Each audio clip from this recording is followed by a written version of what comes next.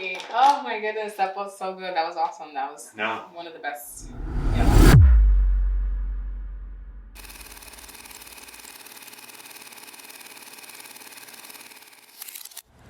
Welcome to Journeys in Focus, where every path tells a story. I'm Brenden, your host, and together we'll explore the journeys that shape our lives and bring our world into focus. Adjust that focus, come along on the journey. Welcome back to another episode of Journeys in Focus. We're here today with Samitheus. It's a pleasure having you come on. Definitely looking forward to everything we got in store for today's episode. Yeah, me too. I'm a little nervous. No need to be nervous. It will be easy. Okay. Won't be any problem. So why don't you start off with telling us about yourself, kind of a little bit background. Okay. So I was born and raised here in New York City. I would consider myself to be someone who is like a motivation for other people. I'm really big on supporting other people in finding the light in their life, and just exploring their own journey towards loving themselves and others as well. I started this motivational lifestyle when I was in middle school. It was a platform called Why So Insecure. And through this platform, I actually posted motivational quotes and mostly motivational quotes, but also, like exercises for kids around my age. I was probably like 9 or 10 at the time. And my goal was to help kids who were feeling like suicidal and depressed, just kind of face that with a friendship of some sort. So I actually used the app the Kick app, and I would talk to like hundreds of kids actually like every day in school, after school.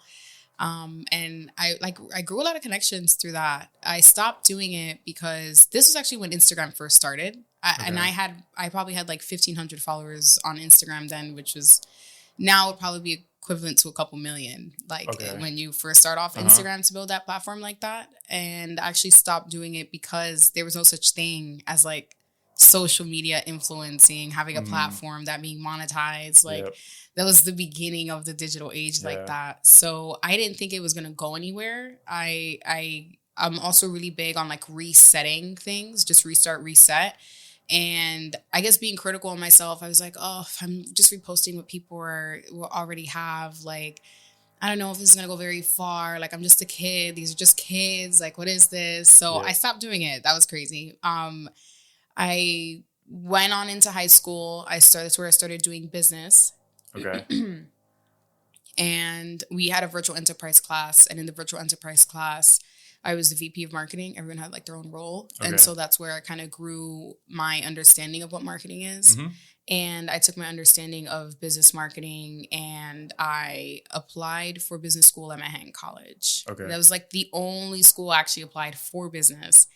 I applied to every other college. I probably applied to like 20 to 30 schools for political science. I wanted to be a lawyer. I actually wanted to be a criminal defense attorney for kids down in Queens because I've seen the line outside the Queens courthouse for juveniles. And I thought like these are, most of the time kids are just children. They don't really know what they're doing. They don't really know what activities they're getting themselves into and how much support and help do they really get, especially if most people in the community who are minority don't have an education to understand the law or have resources to afford a good lawyer. So I applied for political science, but none of the schools provided enough financial aid. So I ended up going to Manhattan College because they provided me with the most financial aid. And I spoke to a couple of students who went to my high school who then went to that college. And they said that the education there was phenomenal. And I was like, you know what? The reason I am going to college is so that I can increase my knowledge and I can learn how to articulate myself better. And my overall goal was to be the first graduate on my mom's side of the family to graduate from college. And I did that. So that was really great. So I ended up going to Manhattan College for marketing and economics. And in Manhattan College, while I was there, I believe it was my sophomore year, I had advice from someone in high school in the virtual enterprise class. There was an older gentleman who had gone to the class one day And he was like, hey, do you have a website? And I was like, no, like, I'm in high school. Like, what am I going to have a website for? He's like, because one day your employers are going to Google you and they're going to wonder what you're doing. And I was like, wow. So it kind of stuck with me. So later on, fast forward about 2 years, my sophomore year of college, I thought to myself, like, what am I doing with my life? Do I want to be working at cafes in Riverdale my whole life? Do I want to work for someone? Or do I want to follow like my own purpose? Do I have a mission inside of me somewhere that needs to come out? Do I have something that I would really love to do and develop that could get me as far as other successful business owners without me having to clock in and live off of tips? Exactly. So I started my agency 7-8-Set, but it wasn't the agency then. It was actually just a blog. So I started it as a blog, and I wouldn't necessarily write on it because I didn't think I had the most confidence to just share my ideas with people, even though I would consider myself to be motivational and I do provide, I guess, like advice for people in my personal life. And sometimes, now business professionally, but where is it going with it? Oh yeah. So it started off as a blog, and then I would do photography. I would take pictures of things. In high school, like once the iPhone came out and you were the camera was the thing on the iPhone, and my dad actually got me a camera, like a Sony camera. It was really good, Canon camera. And so I would take pictures with that. So I would take the pictures I would take, I'd put them on the website, and essentially it started to become like a portfolio. Okay. And then I was like, well, I want to do more than just visuals. A lot of people take pictures. A lot of people are posting it on Instagram. That's what everything's about. It's all photography. Let me start doing interviews. So the people that I would take pictures of, I started doing interviews of. So one of the very first people I've ever taken a pictures of, his artist name is Original Creator, Arson. Okay. And then another one would be OMG Cornelio, and Bia E. She does music. And those three people were like the first people I ever took pictures of, did interviews with. And they were like, the questions that you ask really make me think. Like, this is the what you're doing is really, it's gonna get somewhere. So keep going with what you're going. And I was like, okay, I don't know what's going on, but everything I'm doing, I'm just gonna throw it on the wall and see what sticks. Yeah. So I remember I would just sit almost every single night on Wix, and I would just work on the website. I'd just develop it more and more and make more pages and do this and do that and do this. And I'd have multiple projects on it. And then I started doing consultations. So consultations, it was like branding, like maybe maybe do this as a logo. Maybe, use these colors. Maybe try this to develop yourself. Do this to work on your network, and just small stuff. And this is actually a true story. When I was in college, around that same year, before I had even started the website, I had a friend who would listen to XXXTentacion. Okay. And she listened to his Look at Me song, which was very like out there rock. And I was like, oh, okay, that's different. Like, I don't really listen to music like that.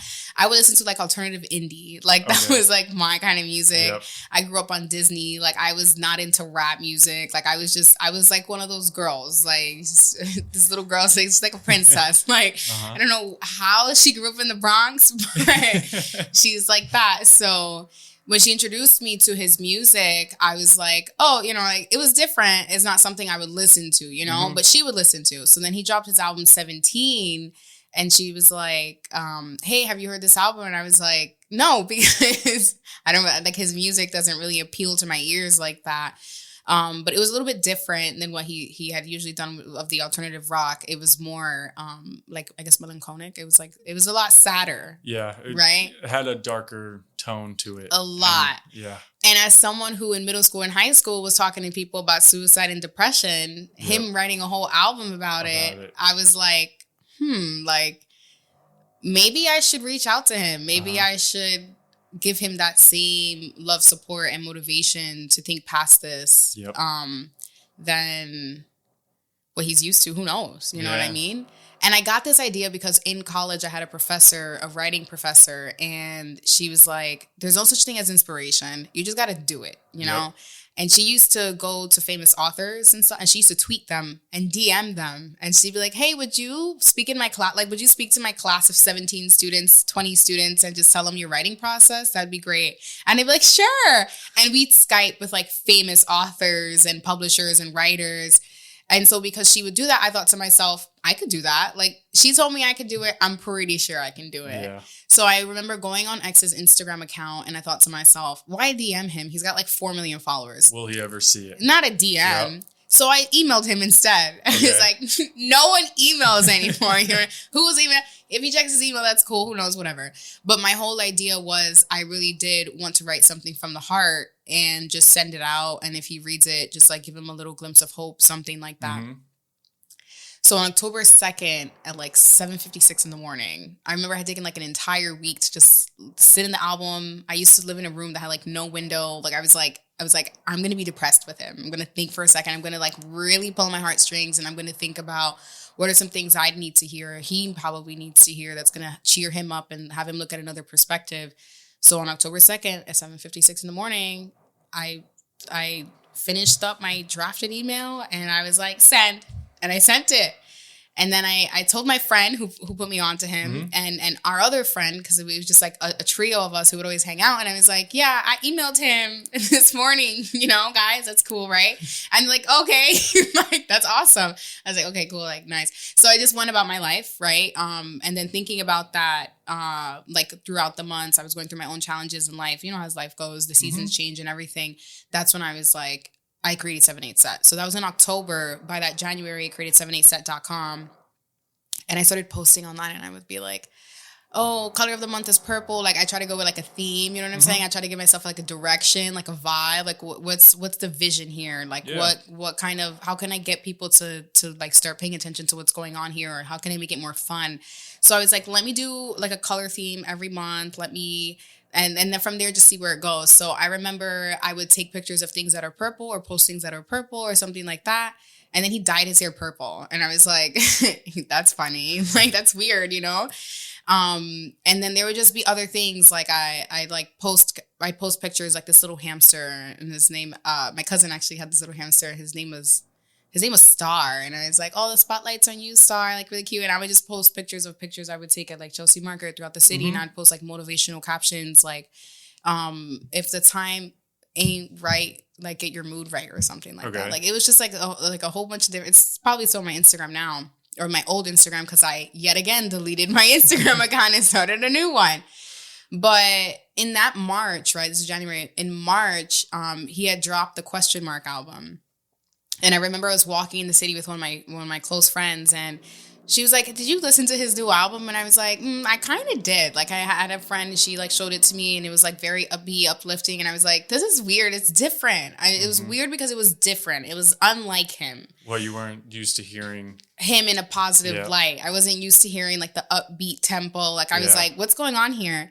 And then my friend was like, do you think that's your email? Do you think he took the email and made the album? And I was like, no way. And she's like, I think he did. I think he read your email and he made that album. And I was like, no, there's no way, girl. Like, and I sat for a second and I thought about it, and I read the email, and I would see stuff here and there. I spoke to actually other musicians at my college who would write music, and I showed it to them. I showed it to Arson, my friend, the original creator, and he read the email and he looked at the album and he was like, there are some pieces here that do align. I'm not gonna lie. Like there's some stuff here that's getting, it seems the like connections are there. They're very like, there. He definitely took this into heart. He really did. And then, may he rest in peace. He passed away in June. It was so sudden. I literally remember the day to the T. I remember the heat. I remember where I was. I remember who I was with. And I'm sitting down with my friend. We're at the park doing things ungodly. And she looks at her phone and she goes, X shot dead in Florida. And I was like, what? Yeah. There's no way. Like, that's so crazy. Like, why? He was just a lot. It's so insane. And then I get a little bit obsessive with things. Okay. And after that, like, I had to think to myself, like, I got deeper into my head, like, did he read my email? Yeah. Could it be possible that like he did something? Like I don't know. And I took the time and I would dissect it and everything. And to this day now, this is my truth. He did read my email and he did make the album off the email. And there was actually a couple songs and a couple other things that he made because of the emails, like Rolling Peace, for example, with Kodak Black. And I say that because in the email I did mention like, oh, I'm not a religious person. Like, because Manhattan College is like a religious school. And I was just telling him that in school we learned about the notion of which is that we negotiate for our content. Okay. And I was like, I just mentioned it to him, but I tried to shy away from religion, not to scare him. You know what I mean? But also, I didn't really have much of an understanding of religion because I did grow up Catholic, but I didn't really go to church like much and stuff. And I didn't have much of an understanding of God and stuff or Jesus. So me saying, you know, I'm not big in religion, and then they come out with Rolling Peace, like you don't even believe in Jesus. Yeah. I was like, that's great. Now I do believe in Jesus. I've always believed in Jesus. Maybe I wasn't saying it proudly and I wasn't really receiving it in my life, but now I absolutely am. You're starting to see more signs appearing as your everyday goes along. It's just my whole life in totality that I'm like, I mean, look at that blessing, right? Sending something out into the universe, not knowing where it would go or if he would read it or how he would take it. Exactly. And he took that and he changed the world. Yeah. He changed the whole world. Like the world is not the same after that, just from this one email that I sent, you know? Yep. And I think about that, and I think about the belief that God has in me and what I'm capable of doing, and how just touching one person's heart can touch the hearts of millions of other people, billions of other people, you know? And honestly, him doing that really made me believe in myself and like how I can talk to people and just put the batteries in their back and make them feel like they can accomplish anything. Like I could see the person and I'm just like, this is it. And it's really pushed me very, very far, like really far. After that, I had the agency. I started doing events. I started this brand called Astronomical Heartache after my brother passed away in 2021. This is about 3 years later. So I would hand paint ashtrays. I would sell them at the park. And then that's when I met my friend Elise, now business partner as well. She put me on to doing events. And that's when I started doing the events with vendors and stuff. So events came as part of the marketing services that I do. And then, I developed that into advertising campaigns. So I had a billboard in Times Square, did a billboard in Times Square for an advertising campaign. I just really took it from just doing consultations and interviews and photos into doing events and then advertising campaigns and just really exercising like, okay, this is to how big I can grow something. This is how big I can develop something. And it was so great. So my first event, I think I had 40 attendees, 10 vendors, pretty chill. You know what I'm saying?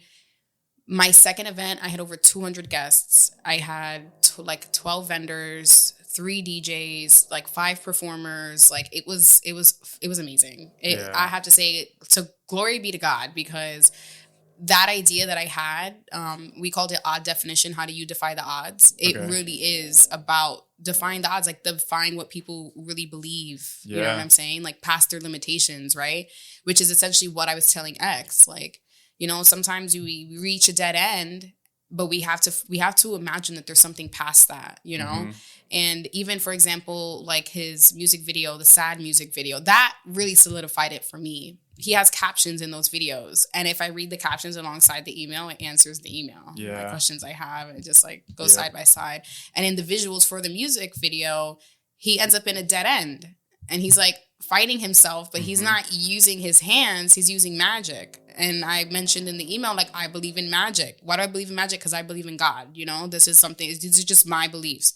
Many people also have these beliefs. These are my core beliefs. So that's honestly how I run the agency now. There's no telling how the future is going to go or how anything is ever going to go when I start a project or how it's going to finish. It's really just having the utmost confidence that what is meant to be will be, and it will turn out even better than you imagine, so long as you keep a positive attitude. Exactly. Right? You just put it out there, and people take it, they take it. If they don't take it, it's okay. What's meant for you is meant for you. And then that odd definition event turned into a couple of other events. I ended up having an office in Times Square with a team of 8 girls, which was super amazing. Some of the girls I had worked with on the events and the advertising campaign are part of the team and everything. And then I had to take a break for about a year from everything for health reasons. And I just have to mention the importance of learning how to let go of stress. Yeah. You have to let go of stress. You do. Especially as a business owner. I know owning a business too, you have to have a balance between your business life and your personal life. And if you go towards the business side too much and you're thinking about it, your personal life may not be there. You're not going out, you're not being social, you're not doing this, and taking those days off that you may not want to because you know you got this much stuff you have to get done. But taking an hour, 2 hours, 24 hours, 2 days, whatever it is, it really makes a difference on then how you regroup when you come back to it. And then you sit down and it's like, it wasn't that bad. We were able to get this done rather than being in that stressful state and maybe rushing to get things done, not putting your full mind towards something to whatever it was. And it's not just our businesses, running a marketing agency, running a creative firm. It's not that. It's businesses in general. You could own a restaurant. Restaurants have stress. You could be a law firm and have your own firm. They will have stress on their end too. Everyone has stress in some way. And once you realize that and you know how to combat it, it really will change how you live by the day, by the year, and could even be the longevity that you need to find in life. Yeah. I had this, there's this little seed, I guess, this philosophy that I started when I did start the platform back in middle school, and it was believing in the greater good. Mm-hmm. And now as an adult, I think to myself, everything starts with your heart. That's what God teaches. It does start with your heart. He works on your heart. He changes your mind, and everything else follows, So something like stress, you're putting it on your heart. Yeah. It's why is your heart stressed about stuff? Sometimes you really do have to learn, to fail. You have to learn to let things go. You have to learn that it's some things just won't be for you. And it's not a bad thing. It's even better. It's because you have something that's more aligned with your heart somewhere else. And as long as you do something with love, that's enough. That's absolutely more than enough. I could have an event with just 2 people. And if they feel the love in the room and they feel energized and rejuvenated and they want to go off and do great things, that's all that matters, right? Yeah. I could have just sent that one email and then just never did anything else for the rest of my life. Exactly. And I'd be absolutely okay with it. Yeah. But then I was life keeps going, right? It does. When one door closes, 3 more could open. Yeah. And I want to get back to the point of you sending the email. Yeah. And it's funny, the one picture behind you, it says voicing the unvoiced.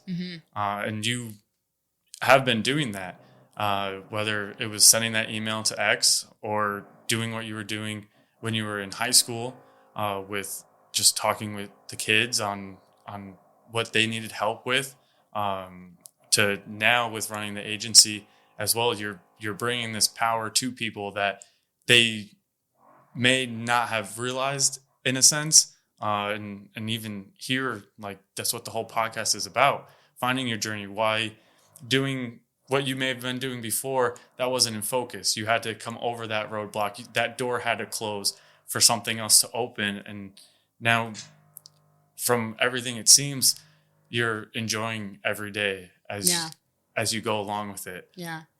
And that's the greatest gift that we have. Gratitude. You have to be grateful, honestly. Yeah. I'm very grateful. To say all of that, to say I'm very grateful for how far I've come, for being able to face adversity, for being able to pick up things that, to do things that necessarily aren't part of my plan, but are part of God's plan. And he just places stuff on my heart. Legit, I feel a calling in my heart and I have to go for it. And that leads up to today now, where I have this event next week, which is a business seminar called Legacy.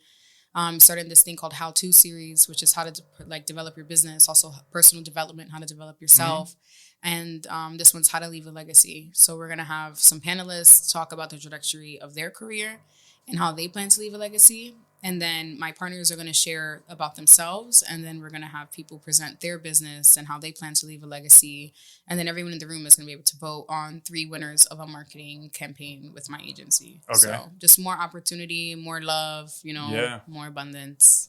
Really great. So really to turn it into the next area, everything you've had to say so far, your journey in life so far, are there 3 words that can describe everything? From whether you want to take it back from birth to now, or just from your journey from high school to now, college to now, just starting when you started the blog, the agency, 3 words to really how you're feeling. I mentioned these words briefly. The first one, it would be love. That, like, you have to do what you do with love. You have to follow. You do anything with love, everything else comes after. It really works. You see it in so much. Anything that you see that's great and big, someone put love into that. Yeah. The second thing is gratitude. And none of these like 1 or 2, this is the second thing I'm mentioning is gratitude. Gratitude could come first, then the love second, but I think you have gratitude, you have love, you have gratitude. Gratitude is very important. You have to be very grateful for where you are. Even if it's not where you're going to be or where you quote unquote want to be, you have to learn how to make it where you want to be. You have to learn how to be grateful for what you have, because as soon as you realize that you have nothing is when you gain everything. Yeah. That's when you have absolutely, and even you can have everything in the world and you still have nothing. Yep. You have to see it like you have nothing. You have to be very, very grateful at the fact that you have anything else at all, aside from just your own being and existence. The third thing I would say would be forgiveness. That's a big one, because a lot of people, like myself included, I'd be very hard on myself. I'd make a mistake and I'd just be like, oh, like, in the past, I'd be like, oh, I should have done better. I should have done this, that, or even working with other people is difficult, right? Like, other people have their cloudy days. You know what I'm saying? Other people don't really see clearly and they don't really want to give you the love and the gratitude or the forgiveness. You know what I mean? But when you practice those things for yourself and you give it to yourself, you love yourself, you appreciate yourself, and you forgive yourself, nothing else matters. The other people, and seeing you do that for yourself, will do that for you. Just like when you respect yourself, other people respect you. Yeah, and it starts with yourself. Once you find yourself, everything will be much easier. You can't always be relying on one person to get you through something, because if you don't have the independency on your end of things, to when you're around people or your family or whatever it is, it always starts with yourself. You don't want to go off to a different side and everything else. And once you're grounded and you know where you are on a stability point, it really helps and lets you understand the love, the gratitude, and the forgiveness, for sure. So really, within the marketing agency, you guys are trying to spread these different stories, and how storytelling really plays a big role within like marketing for something. How do you think it's the easiest way to kind of tell a story within a marketing campaign that you may be doing? I think you have to think about your why. Okay. Why are you telling the story? That's important. You think your what and your why are important. When you know why you're doing what you do, it makes it all the easier, because then you could take that. Even if you just have a sentence of your why, you can dive deeper. Okay, then why that? Why that? Why that? And then it just keeps going deeper and deeper and deeper. Why are we doing this? Why are we doing that? Why do we have an agenda? Why do we have a what to expect? Why do we have panelists? Why do we have participants? Like, why is it like this? Why are you getting people together in a room and just not you yourself telling people how to leave a legacy? Why are you getting other people involved? You know, it really helps. Asking deeper questions, I think, is how you get to develop such a great story. Yeah, and that why can be spread over and over and over and over again until you get to that goal. But then still you're looking at that goal. Why that goal? Why not another goal? Or 2 more on top of that and everything. Yeah, exactly. Yeah, like, why this first instead of that? Yep. Then it's like, you know. And then thinking back on it, like, if you go one way and then you look back at it and it's like, okay, it ended up turning out this way, but if we went this way, what would we have gotten would something different have happened if we took a different approach to it? You never really know, right? But if you can take accountability and ask yourself, why did it go like this? Then you have a better understanding of what happened. Yep. Because you can't really say, oh, if we went this way, then you never know. You never know because you didn't go that way. You went the way that you went. So I think that's a really big part of it is self-reflection. Why did you act like that? Why did you make that decision? Yeah. Why didn't you give that the time of day? Why did you really will get down? You will get to understand what is really going on. Aside from just because a lot of people, they move in autopilot. A lot of people, they're just so used to moving on to the next thing. They never take a second to think about why they're doing what they're doing. Yep. They just do it. Yep. So on the topic of why, being born and raised in New York, in the Bronx especially, why here? Why not, after you graduated, why not go to a different city? Why not go to a different state? What is making New York where you wanted to basically call home for all your life and be the grounding point for starting an agency? That's such a great question because I am still asking God why. I still do not I have tried to leave New York City. Okay. And for my own faults, I've come back. You know what I'm saying? I'm not saying anyone has necessarily pushed me out, you can't be here or anything. Really went wrong on other people's ends. It was me, essentially, that Something would just was pulling you bring me back here. It could be comfortability. You know what I'm saying? It could be familiarity. It could be the fact that, my mom's here in New York and that's what I'm used to. And I want to be close to her. I really don't know. Maybe a part of it is also the fact that New York I've been to other places. I've been to Europe and have gone to Iceland a couple years ago, Texas, California, Florida, Denver, Colorado. Developing cities, even within America, are not as big and as diverse as New York City. Yeah. And there's you lose one business, you have 10 more on the same block. Yep. You know what I mean? So it really does allow people to try again. And I think that with what I'm doing, I haven't perfected it. I don't think I'll ever perfect it. I can do it really well. And my ability to do it really well also comes from my ability to be willing to try again. Yep. And just have to keep trying again. Yeah. And trying over until you get to that point. It's every day you don't know everything. You could learn something new leaving here and walk out onto the street to go home or go wherever you have to go. And you may meet somebody, you may learn something else. They may just say something to you and it's I never thought of that in that way. Why did they come to me and just randomly pick me out and ask that or say something?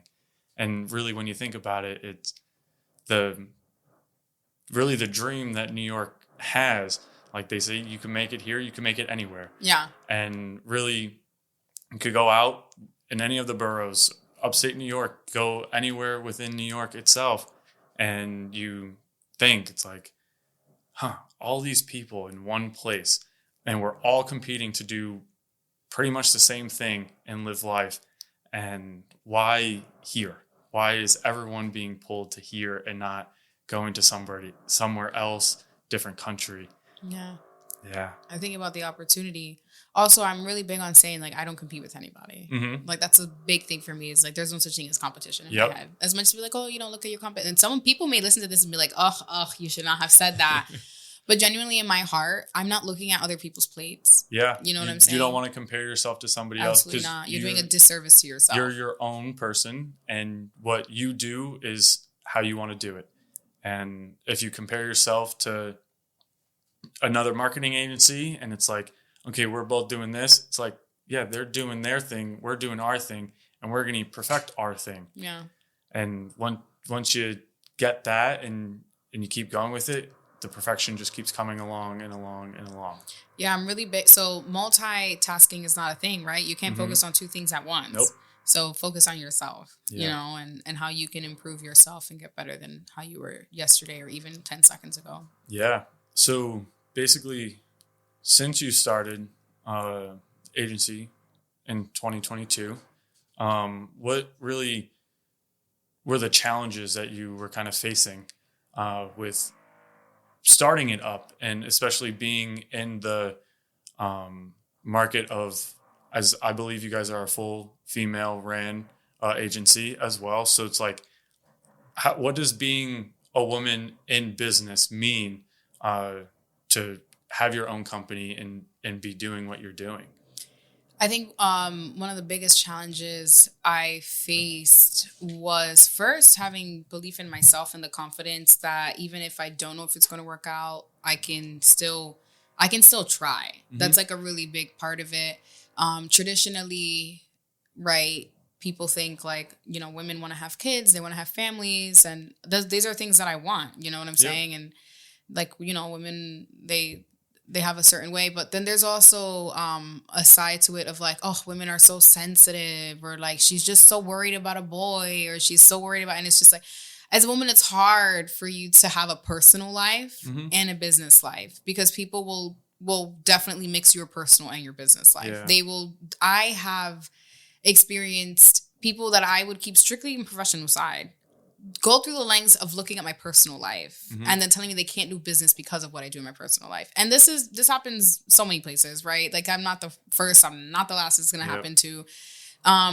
But I think it's interesting because when I don't want to say it in a bad way, but when men have a personal life, everyone turns their head. They're like, oh, he's just a man. Oh, mm-hmm. he's a man. You know what I'm saying? And why? Because he still stands 6 feet tall and has a deep voice. Like, is he still like serious because he gets loud like a bear, or like?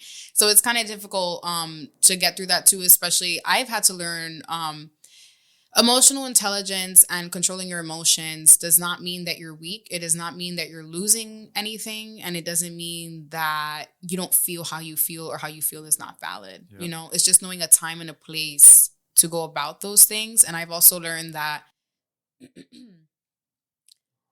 no one needs to know how I feel. You know what I mean? If I choose to share how I feel, may it help enlighten other people, not mm-hmm. make them feel bad, but make them feel better about themselves. Maybe they could have a sense of reflection. If they do feel a little disappointment or bad, that's on them. They got to work through it. But all in all, you know, I like, my feelings go to God. You know, there's a reason that I have these emotions that I'm feeling, and he's working with me through it. And I think the best experience I ever had was when I did feel a deep emotion, and as opposed to like letting it out on people, I just give it to God. And that's really what's helped me get through stuff, because I face a lot of anxiety and fear, especially mm-hmm. running my own agency, because I went from developing the LLC, which cost me like a couple $1,000s, right? And then I got into an office in Times Square, which was a couple $1,000s per month. And that was like so scary for me, because I was wondering how I was going to make rent, right? Yeah. How am I going to be able to push a team of girls to do it without making them feel like they're being criticized or they're not mm-hmm. good enough, you know? And for the better of all of us, I decided to take a step back, because it's not that necessarily we weren't ready. I don't think I was ready, you know? Okay. I don't want to say it was like all of us collectively as a team. I think myself as a leader, I didn't know how to get the girls to, I didn't know how to get good for the girls, if that makes sense. Okay. I didn't know how to go out and get the clients for them mm-hmm. as fast as possible. Or it's not that I don't know how. I can do it. It just, everything takes time, you know? And I thought, I think it would be better if I took a step back first to learn how to be a better person to myself, to others, learn how to be a better leader, right? Because they do see me as a leader. But I have to take care of myself, because if I'm not there, they feel that energy, you know, they feel the stress that I feel. They're like wondering too how I'm going to pay the rent of mm-hmm. how am I going to keep the agency going? How am I going to get more clients and stuff? And so and like learning how to take failure and everything. It's really, this whole journey really has been like, how do I handle myself with compassion and care? And then I can transfer that over to them too. And how do I keep the vision going, even if we take a break or, mm-hmm. And honestly, like keep going from there. I think that's what I've been, it's just learning how to keep going. That's a challenge for me, because I don't want to give up, you know? Mm-hmm. No. And even when how we started even on the episode, you spoke on how you want to try, and trying, like, sure, you want to try as much as you can and do whatever you can, but while also trying to control your stress and not be stressful, but then come back to the same point of, all right, they're leaning to me to be the leader, having me give them the guidance that they need to find. But at the same time, like, we're all doing it together. We're laying down the blocks, and sure, those doors will close and it will just lead for more to open in the end. Yeah. Leading from the front, I think, is like the big one. Like, how can I lead from the front? And also, how can I like step back and let others take the lead and delegate? I think that's like one of my favorite things to do, is to pass the baton to someone else within the agency. And like, just because I'm the CEO and I started this doesn't mean that like I'm the most important person in the room. Like, we're all equally important. We deserve all the same respect. Like, we all have to uphold the same integrity and the same standards. We have to hold each other accountable. Because we're all growing into it, right? We all have different skill sets. And I tell the girls all the time, I can't do what you do. I cannot do what you do. And I thank you so much for having the courage to do what you do. Just like I'm sure you feel the same way about me. So we practice so much gratitude within the team. Like, it's really big on that. Yeah, there's no I in team, is how they say it. And it takes a team to do things. And because, like you were saying, one person does one thing great, another person does a different thing great. And everyone together, there's your final product. Everyone together in that team gets you where you want to be, gets you to do different things. And in May, you guys had your first billboard in Times Square. So many eyes pass through Times Square every single day. Talk about how you felt when you were notified or told that this billboard is going to go in Times Square where hundreds of thousands of people are going to see this. I actually planned it myself. I was like, because you know why? Because one of the girls on the team, she does 3D rendering, and the whole idea started. So the Astronomical Heartache brand, that was what started the Odd Definition, because I was thinking of weird places to put ashtrays, which were more of like, like souvenirs kind of versus to be used. Like, you could use them, but because they're painted, it would get damaged if you wash them. Like, there's a delicate way to clean it from the inside. And so it just kind of became more of like, artifacts and decor type of decorum. feel. So, but the whole idea was to inspire creatives to sell their work and stuff. And the thing was that she became such an asset on the team for several reasons. Right now, AI, everyone's like, oh, AI could do it. You could just give it to AI. AI cannot give you the specific details that you need changed in an item. Like, if I want a specific kind of blue, or I want an emotion invoked, or I want like this frame tilted specifically this way or that, like, AI can't do. I need to have such a specific description with AI, and most people don't even know what they want. Yeah. So and you're trying to get that emotional side out. You want to feel the emotion, whether it's in the color or what it looks like in a whole. You want that to invoke something to somebody who's getting it or just seeing it in the general sense. I really wanted people to question, how do they defy the odds? Like, I need you to start asking yourself that question. Ask yourself that question, whether you answer it to me or you answer it to other people, or you just answer it to yourself. So the first thing was that there's a photographer on the team. She's really great. So she took some great pictures of me. And the idea was, the girl had come to me with the idea, the 3D renderer. Her name is Essie. The photographer's name is Ameda. Essie said, hey, I'm doing this thing where I'm incorporating my photography with the 3D rendering. So I take a picture and I build the background. And I was like, Essie, this is fire. I want to do this too. This is amazing. And she was like, oh my gosh, thank you so much. Like, let's do it. And I was like, okay, since you're in Jersey, I'm going to work with Ameda on taking the pictures. I'll send you the pictures and then you could just do the background. She blew it out of the water. When she started developing it and she would send me pictures, I was like, Essie, this needs to be on a billboard. Like, I don't think that you understand that what you're doing is so amazing. Like, it cannot be overlooked. And also, this is aligned with what I do, right? Like, we have to show people that if we do make a billboard for them, it will get a lot of attention. Yeah. So she developed the renderings. I went online and I looked up billboards in Times Square. Like, how do I get there? And I had come across a guy. His name was Sebastian.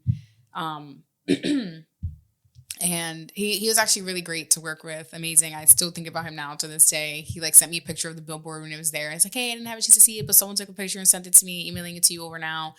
And it was like such a great experience. We did the billboard in order to also promote the event that we were doing, Odd Definition, which I think she just came by. She didn't have a chance to participate in the event, but my overall goal was I wanted her to feel confident about what she does. And I also wanted to just provide her with a milestone. Like, you have this accomplishment. Like, you have someone who believes in you, who's on your corner, who vouches for you, who will put your stuff on a billboard in one of the biggest cities in the world, you know? So that's where it came. I really was just so excited for all of us. Even the photographer, right? Like, she took the picture on there, you know, and even everyone who participated in the event, they were part of the event. Everyone who attended the event they were part of the entire experience, you know? It would not have been so great if it was not for the community as well.